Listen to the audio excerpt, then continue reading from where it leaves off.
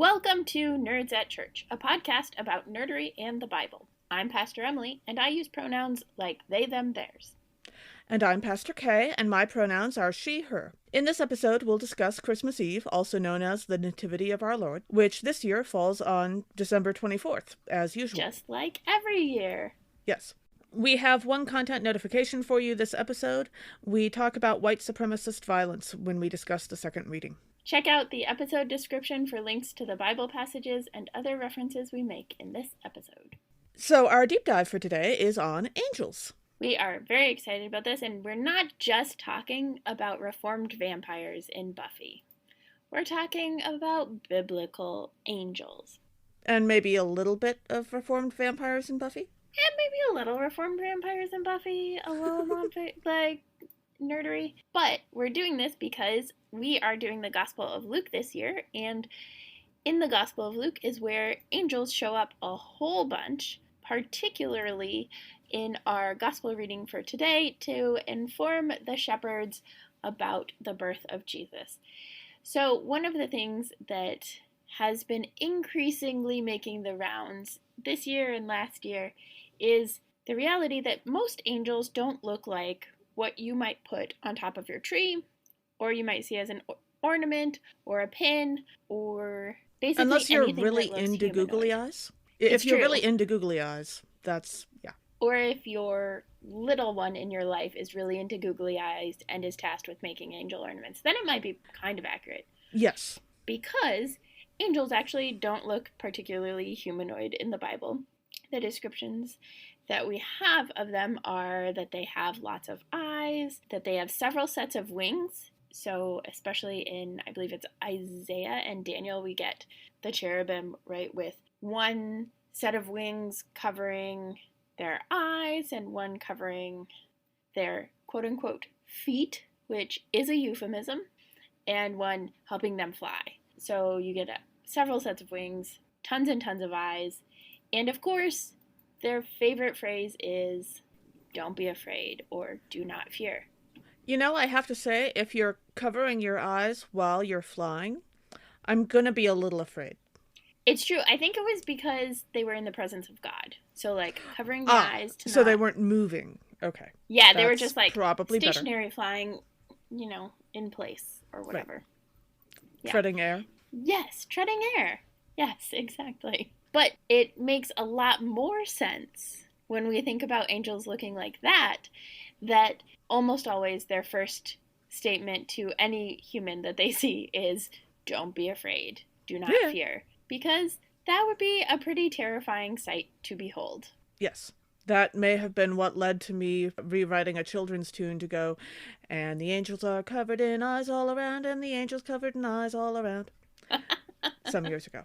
So also, I know that there is a tradition in some circles, particularly some slightly mystical branches of Catholicism, of knowing the various angels and archangels and all of their names, Gabriel and Raphael and the various other Ninja Turtles and so on.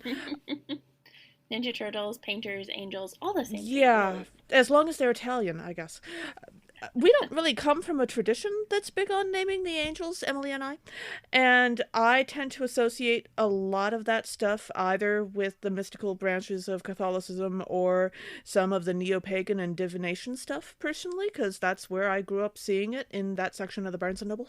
Huh. Books on angels with very pretty artwork, and I'm guessing not a lot of actually, historically referenced stuff, but that's just my theory. And a lot of this often comes from reading, Milton and other classical authors, some of whom got very imaginative. And there is a growing tendency in certain parts of the world to believe that if something was made up long enough ago, then that gives it the same kind of weight as something that we knew was true just as long ago. And just because somebody invented it in, 1300 whatever, does not necessarily mean that it's actually true. Even if people have been asking, is this really true, for several hundred years. And even if it's really pretty, which, like, some of the stuff is really pretty and artwork is good. So. Mm-hmm. Yeah. Also, a fun fact that I just remembered while Kay was talking about Gabriel and Raphael, and Michael is another example. Yes. But the L The EL at the end of those names is actually an indicator that it's a connection to God. El is short for the Hebrew Elohim. Mm-hmm. And so whenever you see a name in Hebrew, or in the Hebrew Bible especially, that that ends in El, it is something, usually it's of God or something like that. So you get Jael is one of them, Gabriel, Raphael, Michael. Michael is pronounced differently for us, so you Yes. don't hear the L, but it is still there, Sure. which is fun. Also, one of my favorite contemporary places to encounter angels is from Story People, or as it has morphed, Flying Edna is kind of the rebranded, the company split, and Flying Okay. Edna is the one that I have continued to go with, but they do a lot of different things with angels, and their characteristics, like the way that they characterize angels, I really appreciate, because they're usually not there to make your life easy or to protect you, but they're there to make your life more adventurous or fun or challenging or meaningful. That works really well with angels, especially when we think about What the biblical angels actually did. what the biblical angels actually did, and about the definition, right? Angel means messenger, right? Yes. So it's a messenger of God. What does it look like to be a messenger of God, but to draw people towards God, to make life meaningful, give them opportunities to make meaning in life? Yeah. I don't remember where it was, but I do remember I saw a cartoon once, I think it was, that theorized that the reason why angels have so many eyes is because they're God's messengers, and God knew that humans found eye contact to be, helpful and soothing. And so Yes. maybe overdid it just a little bit. I remember that meme. I have no idea where it is, and I have no No, idea me how to neither. find it, but yeah. Also, certainly guardian angels are a pop culture phenomenon, I guess, is the way Mm-hmm. I'd put it that. I get that there are some people who have made that into an entire complicated religious thing with like actual rituals and rules of what kind of thing you have to tie to your car's rearview mirror or something. Not something I grew up with. I have a friend who was raised with that kind of thing, and it seems a little out there to me. But ultimately speaking, as much as, I grew up watching It's a Wonderful Life at Christmas, like so many people, while the concept of guardian angels is lovely at heart, also, like, that doesn't mean you need to test your guardian angel, because we don't need to test God. And I don't think that God is very picky about rituals and, exactly what kind of angel knickknack you have tied to your rearview mirror in your car when it comes to caring about you. So, Yeah. Well, and my grandmother collected angels, and one of the reasons why I think guardian angels are so popular is that there's a sense of comfort in that, yeah, right? The angel pins that my grandmother had were connected to people she loved who had died, sure. or so, like, there was one for my uncle, there was one for my grandfather at one point, and I think those like provide comfort for people, and it's a comforting thing to think like, oh, this person, even though they're dead, isn't really gone. I think we can also think about that though without having to ascribe angelic status to them. Yes, because one of the things that both you and I were raised in our tradition is that angels are not dead people, and dead people do not become angels. Those are two entirely Correct. separate categories of creatures. Yes. Also ghosts. Yes. Angels are not ghosts. No. No And ghosts are guarantees not on whether or angels. not people become ghosts when they die. But angels are Like, not ghosts. Ghosts are Witch of not Endor, angels. etc. But yeah. And speaking of angels not being people, there's biblical proof of that. If What? you take a look in Genesis chapter 6, you will see a reference to the Nephilim, who are apparently what happens when angels have babies with humans. Not really sure why anyone thought that was a good idea. Like, Yeah. personally speaking, that many eyes is a little bit of a turnoff for me, but I can't speak for everybody. You do your own thing. Yeah. I mean, my biggest connection to the Nephilim was from Many Waters by Madeline L'Engle, which, Yes, which is also where I learned about them. yeah, which does not have quite the biblical description of the angels.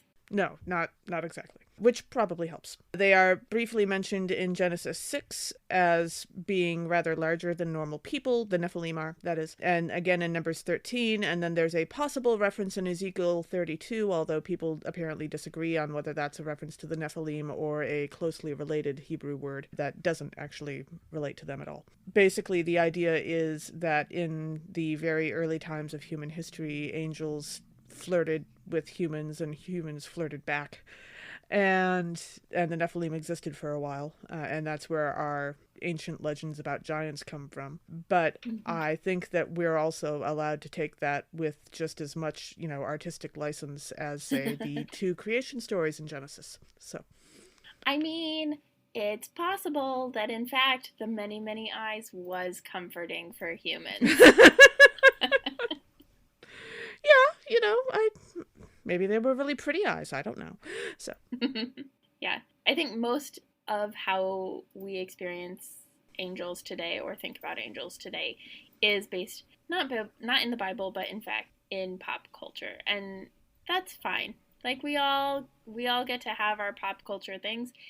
And I think it's important right now, especially in like where we're at with Western Christianity, that we actually like think about what is biblical and what is not biblical. Yeah.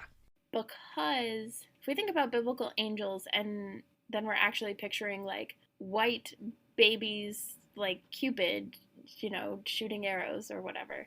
Right. We're going to get the wrong image of the messengers of God. Right. Similarly to when we think about Jesus and we only picture Jesus as white. Yeah. There are a couple different ways that I've seen of particularly like lay people who don't have advanced theological degrees who are exploring what it looks like to explore the Bible and to be biblically faithful and that sort of a thing. Yeah, so I think that's always a good thing to explore, and it's good to also be in conversation with academics, just like academics should ideally be in conversation with practitioners and like... Wait, you mean we have to talk to people? I know! Weird. It's like that whole faith thing is supposed to be done in community or something. Huh. What? Which is, maybe why angels, whenever they come to people, I don't think an angel has ever come to somebody and been like, and now go hide and be by yourself forever. It's like, no, don't do this terrible thing. Or, hey, you all should check out this cool thing that happened. And go tell other people about it. Mm-hmm. Yeah. Angels frequently are like, spread the news. Spread the news. They're like newsies. Extra, extra, read all about it. Somewhat better paid, I would imagine. I mean, or is there such a thing as pay? Well, and that actually brings up an entirely separate conversation about angels, which is, do they have free will? I've seen a number of different fictional accounts of angels that explain the idea that the difference between us, essentially, humans and angels, is that we have free will and they don't. And there have been a number of interesting explorations of that. The TV show Lucifer played with it quite a bit. And, of course, the book and then miniseries Good Omens did as well. Also, Dogma. Yes. Dogma is a great love Dogma. Yeah. exploration of angelic free will. Also Fallen other angels, things, but yes, absolutely. Stuff. Yeah. Barbie doll angels. Mm-hmm. How I think about them. Yeah. Yeah. Our first reading for this episode is Isaiah chapter 9, verses 2 through 7. God promises that the oppression of God's people by Assyria will be lifted, and garments of war will be unnecessary. Instead, joy, justice, and peace shall reign at the birth of a royal child who is sent by God and through whom God will deliver all of this. So, one of the themes in this passage is the idea of liberation. As I just said, oppression will be lifted. And when we talk liberation, we're not just talking about the hosts of Westworld being liberated from the park amusement torture chamber that they exist in through violent means. But yikes.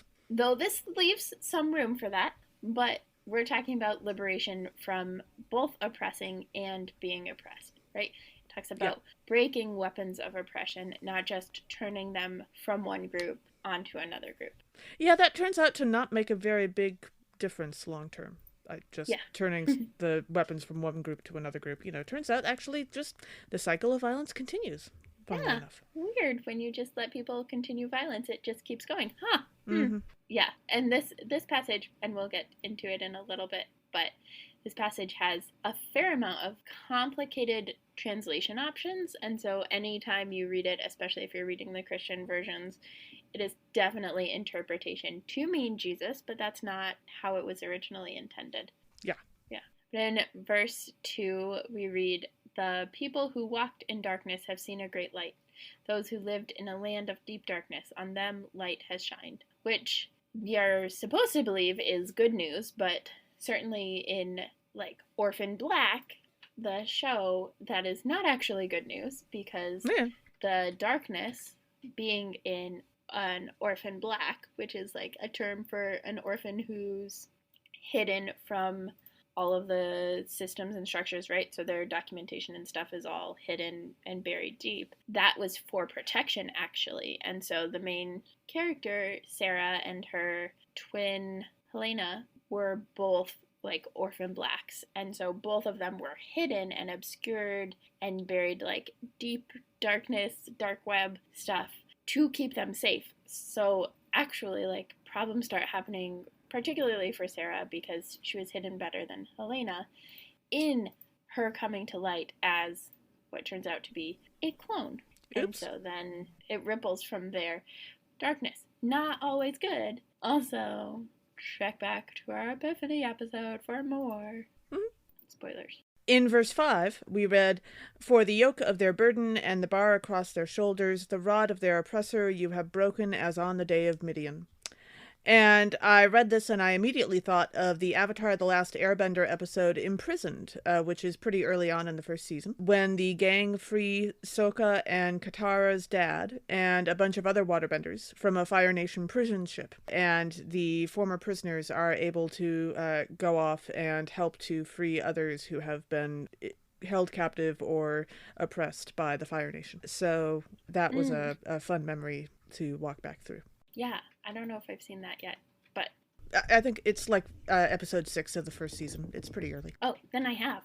And then in verse 6 we read, "For a child has been born for us, a son given to us, authority rests upon his shoulders, and he is named Wonderful Counselor, Mighty God, Everlasting Father, Prince of Peace. And when he dies to save the world, it will be by his own conscious choice and action, having worked toward it intentionally for years, and not because he's been led witlessly to the slaughter by the adults around him." Harry Potter. Snape tells the truth. For once. I mean, Snape uses pig instead of lamb, but yeah. Yeah. So I also read verse 6 and was remembering my Hebrew Bible professor. So the version I used is from the Jewish Publication Society, I believe, the JPS, and it says, "For a child is born unto us, a son is given unto us, and the government is upon their shoulder, and their name is called Wonderful in Counsel is God, the Mighty, the Everlasting Father, the Ruler of Peace." And I really appreciate the distinctions here, right? Because counsel, you counsel about war. So there's this sense of wonderful in counsel is God, that God is a good counselor in war times, that God will lead and guide. And then there's the mighty that connects to that. And then it kind of shifts towards Everlasting Father, which has more of a caregiver, protector, into ruler of peace. And it's very much a like government position, right? The government is upon his shoulders, not the authority. Not just like a vague authority, but so it's like government position, it's a commander of armies position, and it still has ruler of peace. And like Prince of Peace sounds prettier, but I just really appreciate like those nuances of the translation that we totally miss in Christianity, because we are so set on having this particular verse be translated to mean Jesus. And yet when we read it in the JPS version, it actually like sounds a lot more like a king than it does like Jesus. It sounds like a job description. Yeah. So, but I just really appreciate that, because translation is fun and nerdery is cool. Our second reading for this episode is from Titus chapter 2, verses 11 through 14. "Recognizing God's grace helps us to lead godly lives while we wait for Jesus' return." Seriously. One of the themes in this passage is the idea of redemption. that is part of what God is up to, is redeeming. And so, of course, I thought of Leverage Redemption, which is the new take on the show, which most of the first season is, for at least Noah Wiley's character, about making amends, redeeming wrongs, that sort of a thing. That it is specifically to redeem Yeah, himself, to attempt to redeem himself. cool. And when we read verse 11, we read, "For the grace of God has appeared, bringing salvation to all." Which leads me to ask, so the grace appeared. It's not that it was created. So it was there all along, which means that it was hiding before? Was God's grace like the wizard behind the curtain in The Wizard of Oz? I think Like, so. Yes, God's grace just like hides. Pay no attention to the grace behind the curtain. behind the curtain. I don't hide your light under a bushel, God. Come on. Yeah, seriously. And then in verse 12, we read, "Training us to renounce impiety and worldly passions, and in the present age to live lives that are self-controlled, upright, and godly." So there's this video game called Kingdom Come Deliverance that came out a couple years ago, which strove to portray medieval life with some amount of historical accuracy in a way that a lot of games don't. And they still got some things wrong, but they did pretty good overall. And it's especially well known for its real life based difficulty, which is to say that you start as the son of a blacksmith who's untrained in combat and can't read, which is perfectly reasonable for that station in life. And then learning both actually takes time and effort. Like, it's not that you magically know how to use a sword the first time you pick one up. You have to work at it. And that actually sounds really fun. I like the game. There are parts of it that I enjoy less, but like the mechanic that actually forces you to work at learning combat is pretty interesting. But there's also this part of the game that you can't skip that takes place in a monastery, and you're impersonating a monk for a while you figure this thing out because you're trying to solve a mystery. And opinions are really divided on that part of the game because it's sort of like a mini game within the game, because while you're in the monastery and impersonating this monk, you have to follow this fairly strict set of rules that a monk would have to follow. And again, all historically accurate. Actually, the monastery part of the game is one of the most accurate parts. But people who are used to playing video games don't really enjoy that part of the game because they don't want to, they didn't sign up for this game to be a monk. They wanted to go out into the woods and like kill bandits and stab people. And it turns out that living as a monk is not exactly what they were going for.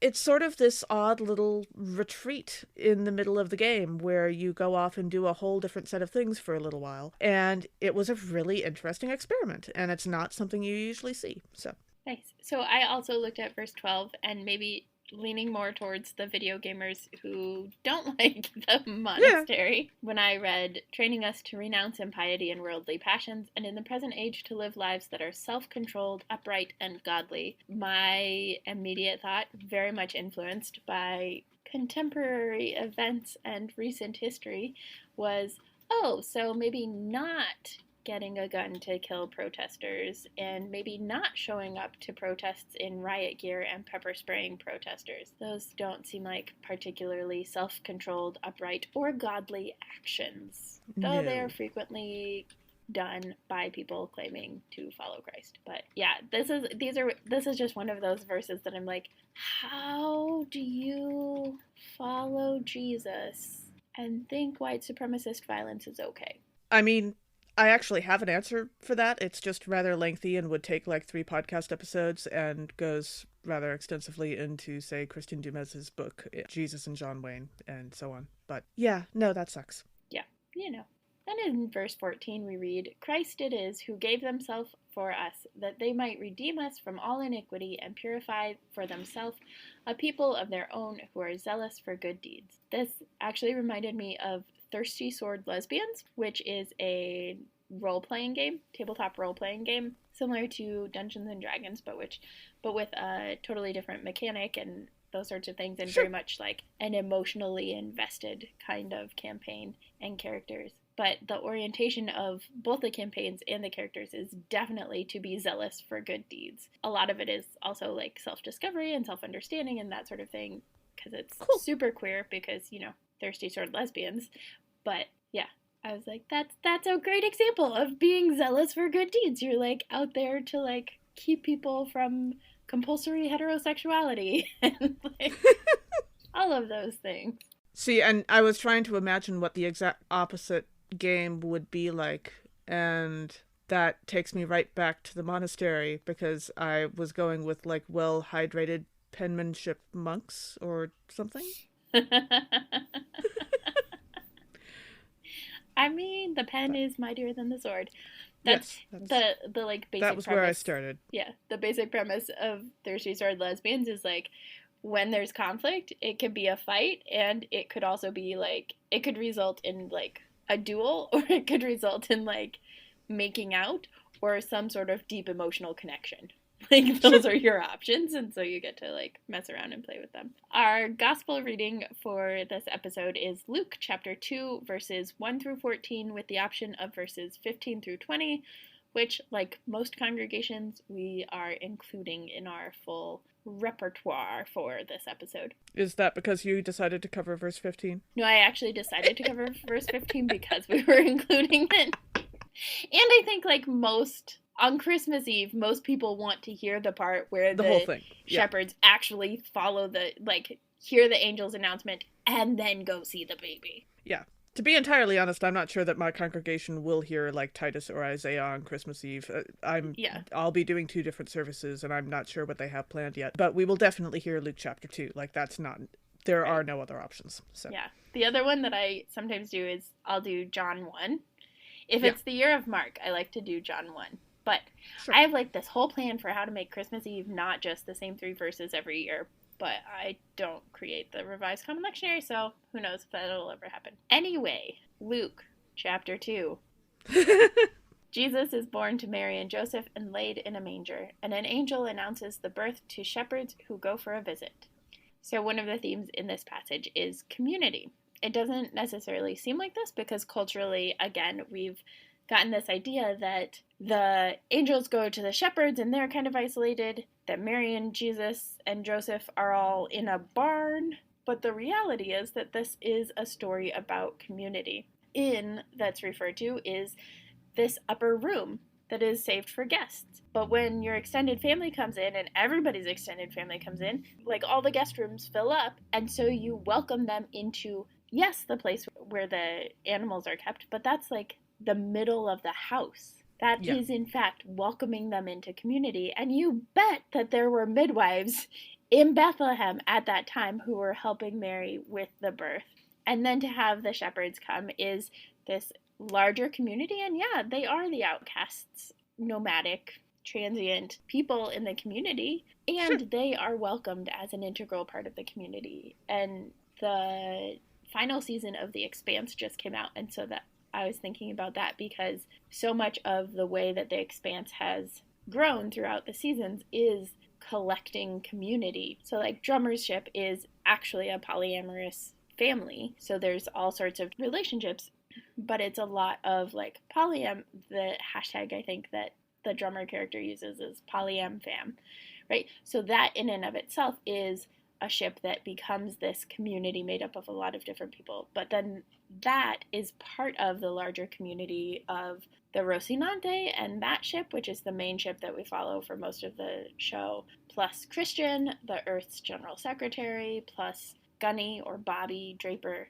who's from Mars. And so it's like all of these different people from the belt, from Earth, from Mars, from everywhere, coming together in this work and in this struggle. Sure. And in verse 2, we read, "This was the first registration and was taken while Quirinus was the governor of Syria." So my understanding is that this registration or census, depending on what you want to call it, did not actually happen, as far as we know. But if it had happened, it would have been so that the government could keep track of whether or not everyone was paying their proper taxes. Like, that's the purpose of having one of those. Or to get an army to go to war. Yeah, that's also a possibility. And there really was a Quirinus about that time. It turns out, by the way, that we also got Jesus' birth year slightly wrong. Math is hard. What can I say? In the time that we would think of as just after Jesus' birth, except it turns out we're bad at math, there was actually a Quirinus who was the governor of Syria.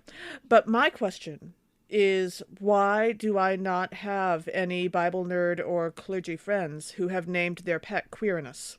Like, Queerness seems like an excellent name for a religious person's pet, and I know a lot of people who have pets with like obscure various religious names. So, do you have a pet named Queerness? And any of our listeners? Let us know and send us pictures.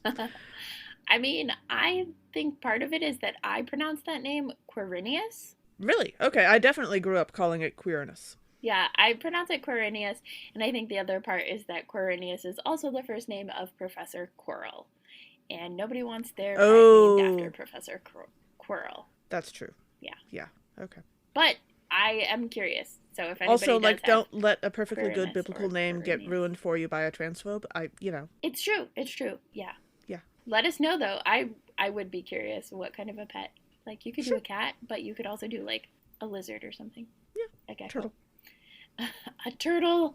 Yes. Named More Quirinius. turtles. That'd be fun. And then in verse 3, we read, all went to their towns to be registered. So again, with the census or registration that Kay mentioned, I was thinking about Hunger Games and the ways that the districts are and are not counted. Because if you don't count people, then there's a benefit to not counting. Like you don't have to pay attention to them, but also if you're not paying attention to them, there's more possibilities for them rising up. And so like that's part of it in District 12 and in District 11. I think it's District 11 is huge because they need so many people for harvesting that keeping track of how many people helps maintain the control.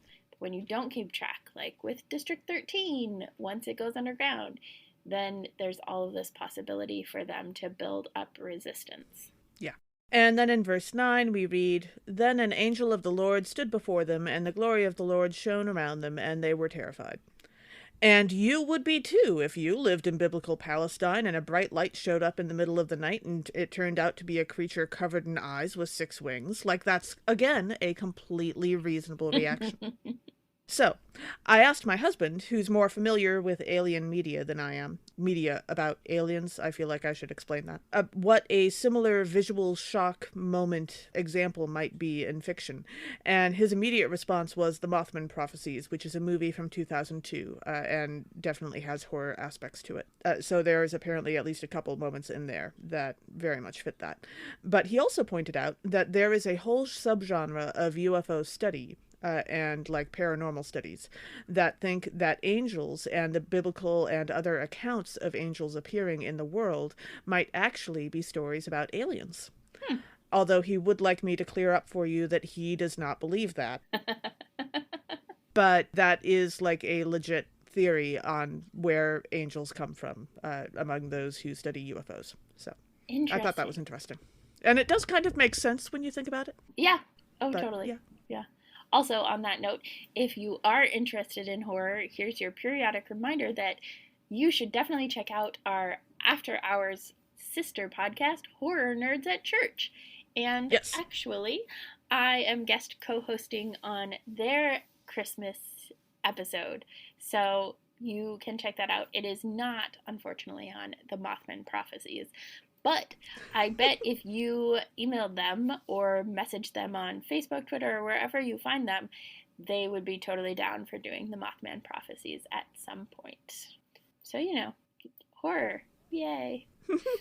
In verse 15 we read, when the angels had left them and gone into heaven, the shepherds said to one another, let us go now to Bethlehem and see this thing that has taken place, which the Lord has made known to us. And this is like the immediate thing that popped into my head is something that happens in horror films especially, but also like happens generally in fiction. If you don't see a body, you cannot assume the person actually died. Right. So this happens at one point in the Ember in the Ashes series. It happens a lot with horror. So this is like if they don't check it out, then what the angels have said is not necessarily actually and actually happened. Just because you see the body, like maybe you should go up and poke the body and make sure it actually is the body and not, a collection of pillows underneath a blanket or a slightly more effort-induced double kind of thing. But yes. Make sure and it, even then it is it could be a body. Romeo and Juliet thing. So there's just there's always options. Yeah. Thanks for joining us. Catch us next time when we'll discuss nerdery connections to the scripture readings for the first Sunday of Christmas, with our special guest, Deacon Aaron Taylor Bodenstab. This podcast has been produced by us, Kay Rohloff and Emily Ewing. For more fun, check us out on Twitter and Facebook at Nerds at Church, or contact us at nerdsatchurch@gmail.com. Also, if you like what you've heard, rate us or leave us a review on Apple Podcasts, Facebook, or wherever you catch your podcasts. If you want access to our uncut guest episodes and interviews, live Q&As, and more, support us on Patreon at patreon.com/nerdsatchurch. As the ancient Christian said, Pax vobiscum.